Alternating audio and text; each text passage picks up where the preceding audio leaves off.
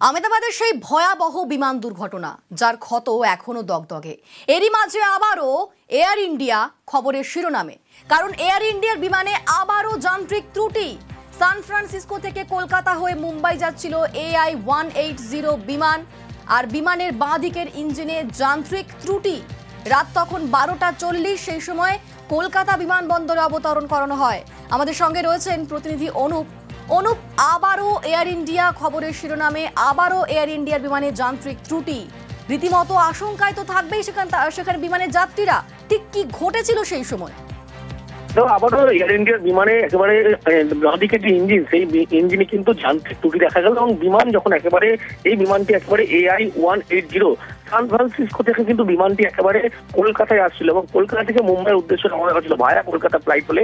যখন বিমানটি অবতরণ করে তার পরবর্তী মুহূর্তে যখন কলকাতা থেকে একেবারে মুম্বাইয়ের উদ্দেশ্যে রওনা দেবে, তার আগের মুহূর্তে কিন্তু এই ঘটনা ঘটে এবং তখনই কিন্তু পাইলট তৎক্ষণাৎ এটিসির সঙ্গে গোটা বিষয়টি নিয়ে আসে, তার দৃষ্টি আকর্ষণ করে এবং বিমানের বাঁদিকের ইঞ্জিন কিন্তু যান্ত্রিক গোলযোগ কাজ করছে না এমনটা কিন্তু স্পষ্ট করে। এটিসি সবুজ সংকেত পাওয়ার পরবর্তীতে কিন্তু বিমান একেবারে তড়িঘড়ি রানওয়ে থেকে বে নাম্বারে নিয়ে আসা হয় এবং সেখানে টেকনিক্যাল আধিকারিক থেকে শুরু করে যারা ইঞ্জিনিয়ার আধিকারিক তারা কিন্তু সেখানে পৌঁছয় এবং তারা দেখে বিমানের যে বাঁদিকের ইঞ্জিন, সেই ইঞ্জিনে কিন্তু যান্ত্রিক গোলযোগ রয়েছে। এরপরেই 211 জন যে যাত্রী ছিল তাদেরকে তড়িঘড়ি কিন্তু একেবারে নামানো হয় এবং 15 জন কেবিন ক্রু ছিল। রাত 12:40 বিমান নামলেও কিন্তু ভোর 5:25 পর্যন্ত তাদের কলকাতা এয়ারপোর্টে যে লাউঞ্জ, সেই লাউঞ্জে অপেক্ষা করতে হয়। শেষমেশ অন্য একটি বিমানে করে যাত্রীদেরকে কিন্তু সেখান থেকে মুম্বাইয়ের উদ্দেশ্যে নিয়ে যাওয়া হয়। কিন্তু সবথেকে বলা যায় এয়ার ইন্ডিয়া যে বিমান একেবারে আবারও যান্ত্রিক গোলযোগ, বড়সড় দুর্ঘটনার হাত থেকে রক্ষা এমনটা বলা চলে। যে বিমান একেবারে কলকাতা যখন এসেছিল তার পরবর্তী থেকে কলকাতা থেকে মুম্বাই যখন রওনা দেবে তার আগের মুহূর্তে কিন্তু এই ঘটনা ঘটে। কিন্তু বিমানবন্দর কর্তৃপক্ষ গোটা বিষয়টি কিন্তু এই মুহূর্তে দেখছে, যাত্রীদেরকে সুবিধার্থে অন্য বিমানে কিন্তু যাত্রীর গন্তব্যস্থল মুম্বাই সেখানে রওনা করানো হয়েছে। বেশ, ধন্যবাদ। গতকালও এয়ার ইন্ডিয়ার বিমানে যান্ত্রিক ত্রুটি দেখা যায়। গতকাল ফের সেই ড্রিম লাইনারে যান্ত্রিক ত্রুটি ধরা পড়ে। হংকং থেকে দিল্লিগামী বিমানে যান্ত্রিক ত্রুটি। বোয়িং 7878 বিমানকে ফিরতে হয় হংকংয়েই। টেক অফের 90 মিনিট পর ফেরার সিদ্ধান্ত। এটিসির সঙ্গে যোগাযোগ বিমানের পাইলটের। এটিসি পাইলটের কথোপকথনের অডিও প্রকাশ্যে। Technical reasons, sir, we'd like to stay closer to Hong Kong. Maybe we will come back and land back into Hong Kong once we sort out the problem. We don't want to continue further. And the actual information, maintain present level, advise when able for right turn to Hong Kong. Able right turn right now in 315. পর বিপর্যয় তোপ মুখ্যমন্ত্রীর। প্রতিদিন দুর্ঘটনা ঘটছে তোপ মুখ্যমন্ত্রীর। প্রতিদিন মৃত্যু মিছিলে লজ্জা করে না, প্রশ্ন মমতা বন্দ্যোপাধ্যায়ের। গতকাল বিধানসভায় বিজেপিকে তোপ মুখ্যমন্ত্রীর।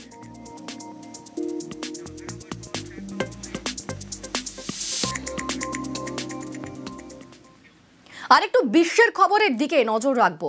মধ্যপ্রাচ্য রীতিমতো উত্তপ্ত, আরো তীব্র ইরান ইসরায়েলের সংঘাত। খবর পড়ছে অ্যাঙ্কার, সেই সময় ইরান স্টেট টিভির স্টুডিওর মিসাইল হামলা। ঘটনার ভিডিও ইতিমধ্যেই ভাইরাল হয়েছে। ভিডিওয় দেখা যাচ্ছে মিসাইল হামলায় থরথর করে কেঁপে ওঠে স্টুডিও। আর সেই সময় খবর পড়ছিলেন সাহার ইমামি। হামলার পরই আতঙ্কে তিনি সিট থেকে উঠে পড়েন। فضای غبارآلوده استدیو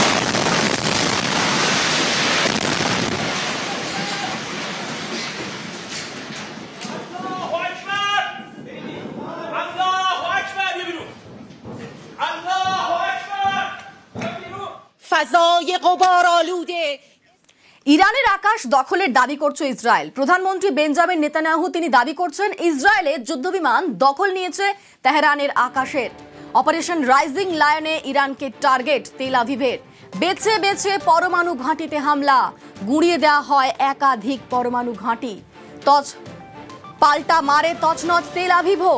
ইরানের মিসাইলে ক্ষতি হয়েছে ইসরায়েলের রাজধানীর। ক্ষতিগ্রস্ত তেল আভিভে মার্কিন দূতাবাস। মিসাইল হামলায় একাংশ ভেঙে পড়েছে। হতাহতের কোনো খবর না থাকলেও আপাতত বন্ধ দূতাবাস।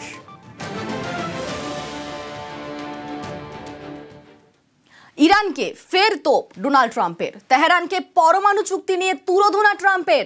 চুক্তি করলে এত প্রাণহানি হতোই না, এমনটাই মন্তব্য ট্রাম্পের। পরমাণু বোমা পাবে না ইরান, কড়া বার্তা ট্রাম্পের।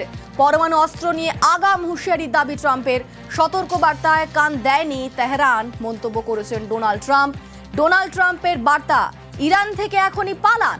মাস মাইনে 9,500 টাকা, তাঁর নামে 36 কোটি টাকার কোম্পানি, আর সেই কোম্পানি আবার নাকি 8 কোটি টাকা জিএসটি ফাঁকি দিয়েছে। হাওড়া ডোম জুড়ে প্রতারকদের খপ্পরে কার্তিক রুইদাস। সম্প্রতি এই যুবকের বাড়িতে হানা দেয় জিএসটি অফিসাররা, আর তখনই সামনে আসে আসল ঘটনা। পুলিশ সাইবার সেলে অভিযোগ দায়ের করেছেন কার্তিক।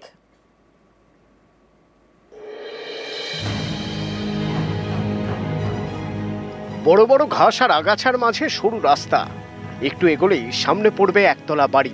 বাইরের দেওয়ালে প্লাস্টার নেই, ঘরের ভেতরে প্লাস্টার থাকলেও রং নেই। এ বাড়ির মালিক একজন যুবক, তিনি নাকি কোটিপতি, যার একটি কোম্পানি আছে, এমন কোম্পানি যারা মাসে 36 কোটি টাকার ব্যবসা করে। এখানেই শেষ নয়, এই কোম্পানির নাকি জিএসটি বাকি রয়েছে 8 কোটি টাকার। অথচ বাস্তবটা কি জানেন? এই বাড়ির মালিক কার্তিক রুইদাস বেসরকারি সংস্থায় চাকরি করেন, মাসে মাইনে পান 9,500 টাকা। সম্প্রতি হাওড়ার ডোম জুড়ে তার এই বাড়িতে হানা দেন জিএসটি অফিসাররা। দীর্ঘক্ষণ জিজ্ঞাসাবাদ করেন, তারপর বুঝতে পারেন আসল গল্পটা কি। স্পষ্ট হয়ে যায় প্রতারকদের খপ্পরে পড়েছেন কার্তিক। তদন্তকারীদের পরামর্শে হাওড়া কমিশনারেট এবং সাইবার সেলে তিনি অভিযোগ দায়ের করেন।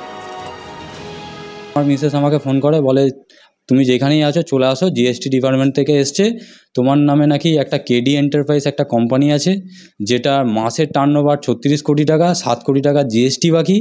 এবং ওনারা আমাকে বারবার বলে যে তুমি পয়সার বিনিময়ে কোথাও ডকুমেন্টস বিক্রি করেছো কিনা, সত্যি কথা বলো। আমি বললাম না স্যার।